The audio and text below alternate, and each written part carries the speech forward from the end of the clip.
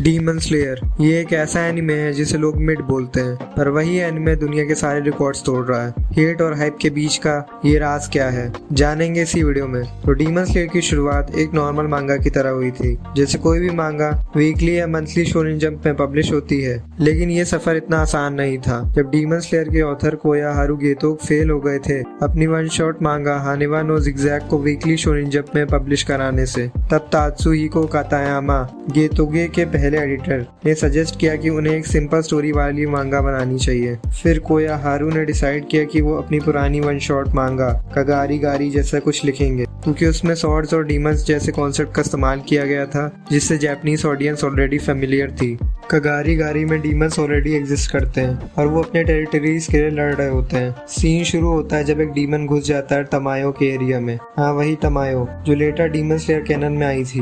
और साथ में एक और बंदा होता है जो क्लियरली मुजान का प्रोटोटाइप लग रहा है। मतलब बंदा आज भी स्केरी है, तब भी स्केरी था। दोनों ट्राई करते हैं उस डीमन को रोकने का। फिर आगे हमें दिखाया जाता है कि कुछ डीमंस आपस में डिस्कशन कर रहे होते हैं कि कैसे वो इंसानों से छुपते आ रहे हैं और सनलाइट से उनकी इंस्टेंट डेथ हो सकती है। अब इंटरेस्टिंग चीज ये है कि कगारी गारी में ऑलरेडी वो सारी चीजें दिख गई थी जो लेटर डीमन स्लेयर का डीएनए बन गई। डीमंस का सुपर स्मेल जो टांजिरो की सिग्नेचर एबिलिटी बन गई, सर काटना जिससे डीमंस की डेथ हो जाए, और वो क्रोज जो डीमन स्लेयर को मिशन देते हैं वो भी यहाँ थे। सीन और इंटेंस हो रहा होता है जब तमायो और मुजान में फाइट हो रही होती है और ऐसा लगता है कि तमायो हारने वाली है। तभी एक स्वॉर्ड्समैन आता है जो कि काफी यंग होता है और ब्लाइंड होता है, और ये बंदा सिर्फ एक सिंपल स्लैश में उस डीमन का सर उड़ा देता है। ये बंदा क्लियरली एक अर्ली डीमन स्लेयर का प्रोटोटाइप था।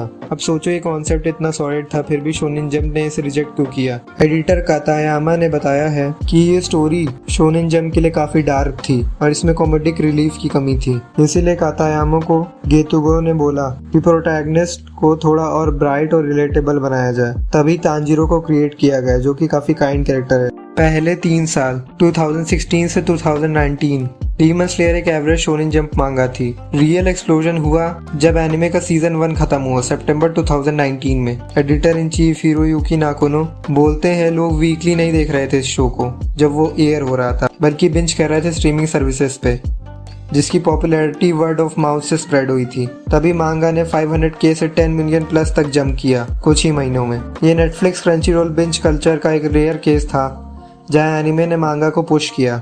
इवन इसकी तारीफ जुजुत्सु काइसेन के क्रिएटर गेगे अकुतामी ने भी की है कि डीमन स्लेयर ने नए मांगा रीडर्स बनाए हैं। तांजिरो पे सबसे ज्यादा हेट होता है कि वो एक अनरियलिस्टिक कुछ ज्यादा ही नाइस गाय टाइप है, लेकिन गेतोगे ने जानबूझ के तांजिरो को नारुतो और जोजो के जोनाथन जैसा बनाया है। फॉर एग्जाम्पल, जब तांजिरो हैंड डीमन को डिफीट कर देता है तो उसका हाथ पकड़ के प्रे करता है। ये अनयूजुअल है क्योंकि shonen heroes mostly revenge driven होते हैं। तांजिरो का कॉन्फ्लिक्ट लेयर्ड है।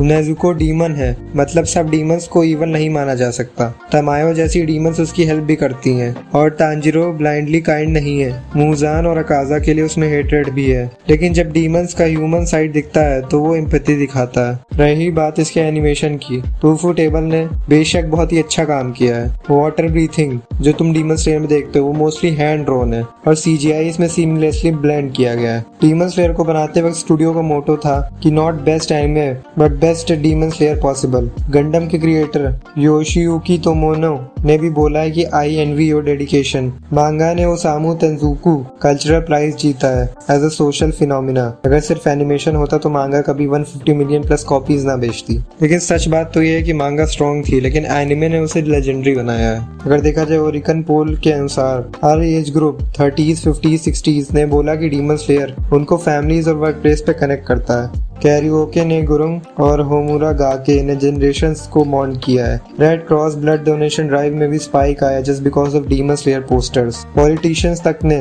डीमन स्लेयर की स्टाइल को अपने कैंपेन में यूज किया। इसकी मांगा बनी 9th best selling of all time, जबकि वो अपने कॉम्पिटिटर्स की लेंथ की हाफ भी नहीं थी। लेजेंड्स जैसे इचिरो ओडा जो कि वन पीस के क्रिएटर हैं और यूसुके मुराटा जो कि वन पंच मैन के क्रिएटर हैं ने ओपनली इसे प्रेज भी किया। जब कोई एनिमे ज्यादा मेन स्ट्रीम हो जाता है तो हाइप ऑटोमेटिकली बैकलैश में बदल जाती है। हार्डकोर फैंस बोलते हैं कि इसमें डेप्थ नहीं है, बहुत सिंपल है, और डीमन स्लेयर की वार्म थीम उन्हें चाइल्डिश लगती है जो डार्क सेनिन प्रेफर करते हैं। डीमन स्लेयर एक पूरी जनरेशन के लिए गेटवे जैसा है, जैसे ड्रैगन बॉल ने बिग 3 राइटर्स को इंस्पायर किया, वैसे ही डीमन स्लेयर इंस्पायर करेगा नेक्स्ट जनरेशन को। ऑलरेडी जुजुत्सु काइसन के क्रिएटर गेगे याकुतामी ने बोला है कि डीमन स्लेयर ने मांगा रीडरशिप को एक्सपैंड किया है। आज 10 से 12 साल के बच्चों के लिए डीमन स्लेयर उनका ड्रैगन बॉल के बराबर है। बॉटम लाइन ये है कि डीमन स्लेयर को हेट मिलेगा क्योंकि मेन स्ट्रीम हाइप कभी सबको सेटिस्फाई नहीं कर सकती, पर सच ये है कि एक ऐसा रेयर कॉम्बो है जहाँ simple but yet emotional story है, जिसमें जो प्रोटैगनिस्ट है वो काफी नोबल नेचर का है